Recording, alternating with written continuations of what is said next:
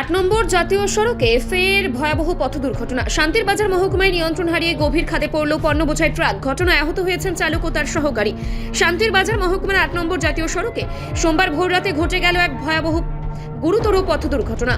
Birchandra Manu lassi camp সংলগ্ন এলাকায় একটি 6 চাকার মালবাহী ট্রাক, যার নম্বর WB89C1197 নিয়ন্ত্রণ হারিয়ে সোজা গভীর খাদে পড়ে যায়। পুলিশ সূত্রে জানা গেছে, আগরতলা থেকে বিলোনিয়ার একটি শপিং কমপ্লেক্সের বিভিন্ন সামগ্রী বোঝাই করে যাচ্ছিল ট্রাকটি। ভোরবেলার সময় চালকের অসাবধানতার কারণে দুর্ঘটনাটি ঘটেছে বলে প্রাথমিকভাবে অনুমান করা হচ্ছে।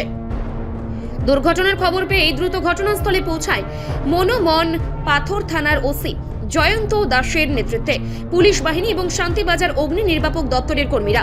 অগ্নি নির্বাপক দপ্তরের তৎপরতায় আহত চালক ও তার সহকারীকে উদ্ধার করে শান্তির বাজার জেলা হাসপাতালে নিয়ে যাওয়া হয়। আহত চালকের নাম বিনয় বিশ্বাস, বয়স 30, বাড়ি কলকাতার নদিয়া জেলায়। বর্তমানে তার চিকিৎসা চলছে। পুলিশ জানিয়েছে, দুর্ঘটনার সঠিক কারণ জানতে প্রাথমিক তদন্ত শুরু করেছে।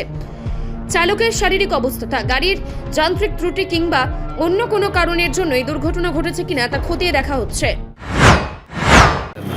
ফায়ার সার্ভিস কি এলো, কি দেখলেন? ধন্যবাদ।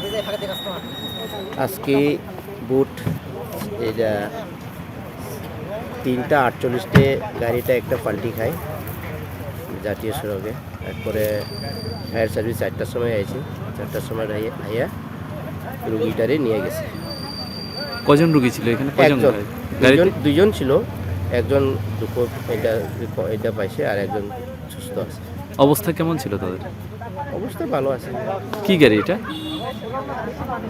ট্রাক গাড়িটা সেমেন্ট মালবাহী ট্রাক।